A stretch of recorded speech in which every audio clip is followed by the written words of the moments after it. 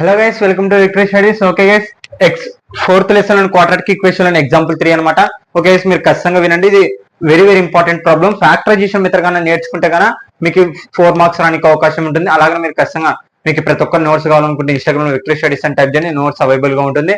అలాగే మీరు మీ ఫ్రెండ్స్ కూడా ఖచ్చితంగా షేర్ చేయండి, మీరు కూడా ఖచ్చితంగా సబ్స్క్రైబ్ చేసుకోండి. ఓకే గైస్, ఇంకా ప్రాబ్లం లోకి వెళ్ళిపోతాం. ఇక్కడ చూడండి, example 3.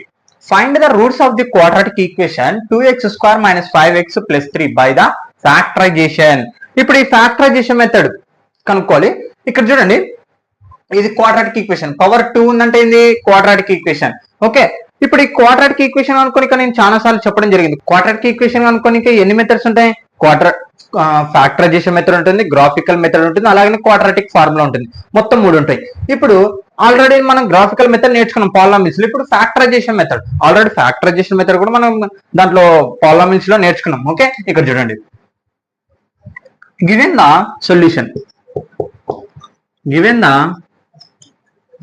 quadratic equation is 2x² - 5x + 3 = 0. Okay, ఇక్కడ చూడండి, మనకి ఇచ్చిన ఈక్వేషన్ ని రాయాలి. ఇప్పుడు చూడండి 0. ఓకే, ఈ ఫస్ట్ స్టెప్ వచ్చేసి చూడండి, ఇక్కడ ఫస్ట్ స్టెప్ వచ్చేసి first number last number into చేయాలి. ఫస్ట్ నంబర్ ఏముంది? మనకి 2 ఉంది. లాస్ట్ నంబర్ ఏముంది? 3 ఉంది. 2 3 జా 6. గుర్తుపెట్టుకోండి, ఇక్కడ బాయ్ అండి, పర్ఫెక్ట్ గా అర్థమవుతుంది. ఈ రెండు నంబర్లు ఇక్కడ నువ్వు సబ్స్టిట్యూషన్ చేసే నంబర్లు, ఈ రెండు ఇంటూ చేస్తే పై నంబర్ రావాలి. బాయ్ అండి, ఈ రెండు ఇంటూ చేస్తే పై నంబర్ రావాలి. ఇక్కడ ప్లస్ అన్న మైనస్ అన్న చేస్తే మధ్య నంబర్ రావాలి. ఓకే, అర్థమైందా? 2 3 జా, ఇగో 2 3 జా ఏంది? 6. ఈ రెండు -2 -3 ఆన్సర్ ఏమవుతుంది? -5 కదా. ఓకే, మధ్య నంబర్ వచ్చిందా? అదే అలాంటి నంబర్ నువ్వు తీసుకోవాలి. ఈ రెండు ఇంటూ చేస్తే పై నంబర్ రావాలి, ప్లస్ అన్న మైనస్ అన్న చేస్తే ఈ మధ్య నంబర్ రావాలి. ఈ నంబర్లతోనే రావాలి, వేరే నంబర్లతో కాదు. ఓకే, ఇప్పుడు అంటే ఈ -5 బదులు -2 -3 సబ్స్టిట్యూషన్ చేయాలి. Okay, 2x² - 5x + 3 = 0. 2x² -5 బదులు ఏం సబ్స్టిట్యూషన్ చేయాలి? ఇప్పుడు -2 -3 సబ్స్టిట్యూషన్ చేయాలి. -2x - 3x + 3 = 0.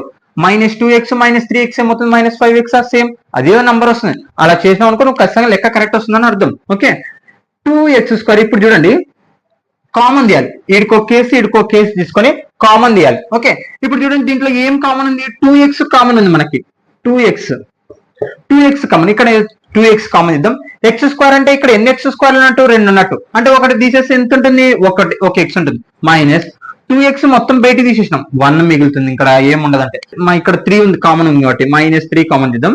Okay, x -3 common తీసినాం కాబట్టి ప్లస్ ఇంటూ మైనస్ ఇక్కడ 3 కామన్ తీస్తే 1 = 0.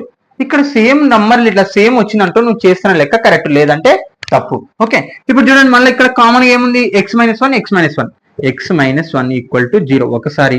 2x - 3 = 0 ఒకసారి. ఈ x వాల్యూ కనుక్కోవాలి. -1 అవతల పోతే ఏమవుతుంది? +1 అంటే x = 1. ఓకే, -3 అవతల పోతే ఏమవుతుంది? +3. 2x = 3. x = 3/2. ఎందుకు 2 × s నిద్ర పోతే డివైడెడ్ బై. ఓకే, అర్థమైందా? మనకి ఇప్పుడు x వాల్యూలు వచ్చినాయి. అలా ఇలా x వాల్యూలు కనుక్కోవడం వల్ల ఏం ఉపయోగం మనకి? ఖచ్చితంగా నువ్వు ఈ నంబర్లు సబ్స్టిట్యూషన్ చేసి ఖచ్చితంగా మనకి జీరోస్ వస్తుంది. ఓకే, ఇక్కడ చూడండి, 2x² - 5x + 3 = 0. మనకు వచ్చిన ఆన్సర్ ఏంది? 1 వచ్చింది కాబట్టి 1² - 5 × 1 + 3 = 0. అంటే x బదులు 1 సబ్స్టిట్యూషన్ చేసిన 1² ఏమవుతుంది? 1 అవుతుంది. 2 1 జా 2 -5 1 జా 5 + 3 = 0. 2 ఒక 3 5 -5 = 0. మొత్తం 0 వచ్చింది ఆన్సర్. అంటే మనం చేసిన లెక్క కరెక్ట్. మీరు 3/2 కూడా సబ్స్టిట్యూషన్ చేయండి, మీకు ఖచ్చితంగా 3/2 కూడా 0నే వస్తుంది. ఓకే, అర్థమైందా గైస్? ఇప్పుడు ఫ్యాక్టరైజేషన్ మెథడ్ అర్థమైంది కదా. ఇప్పుడు వరకు మనకి క్వశ్చన్ ఇస్తే ఇక్కడికే అయిపోయింది, సొల్యూషన్ ఇక్కడికే అయిపోయింది. ఇప్పుడు క్వశ్చన్ ఇస్తే మనకి ఇప్పటి వరకు ఉన్న ప్రాబ్లమ్స్ క్వశ్చన్ ఇస్తే ఏం చేసినాము? క్వాడ్రాటిక్ ఈక్వేషన్ కనుక్కున్నాం కదా. క్వాడ్రాటిక్ ఈక్వేషన్ కనుక్కున్నాం ఇప్పటి వరకు.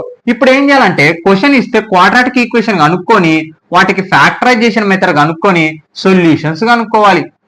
ఓకే, అర్థమైందా గైస్? ఇలా ఉంటాయి ఇప్పుడు నెక్స్ట్ ప్రాబ్లమ్స్. అందుకే మీకు ఈ వీడియోలో చెప్పడం జరుగుతుంది. ఇప్పటి వరకు మనకి క్వశ్చన్ అంటే క్వశ్చన్ ఇస్తే క్వాడ్రాటిక్ ఈక్వేషన్ కనుక్కున్నాం. ఇప్పుడు ఈ ఫ్యాక్టరైజేషన్ మెథడ్ తర్వాత క్వశ్చన్ ఇస్తే క్వాడ్రాటిక్ ఈక్వేషన్ కనుక్కొని ఫ్యాక్టరైజేషన్ మెథడ్ చేసి మనం సొల్యూషన్స్ కనుక్కోవాలి. ఓకే గైస్, అర్థమైంది కదా. ఇదే ప్రాబ్లం మీరు ఫ్యాక్టరైజేషన్ మెథడ్ అర్థం స్కిప్ చేయకుండా చూడండి, పర్ఫెక్ట్ గా అర్థం. అలాగే మీ ఫ్రెండ్స్ కూడా ఖచ్చితంగా షేర్ చేయండి, మీరు కూడా సబ్స్క్రైబ్ చేసుకోండి. Okay guys, thank you all of you.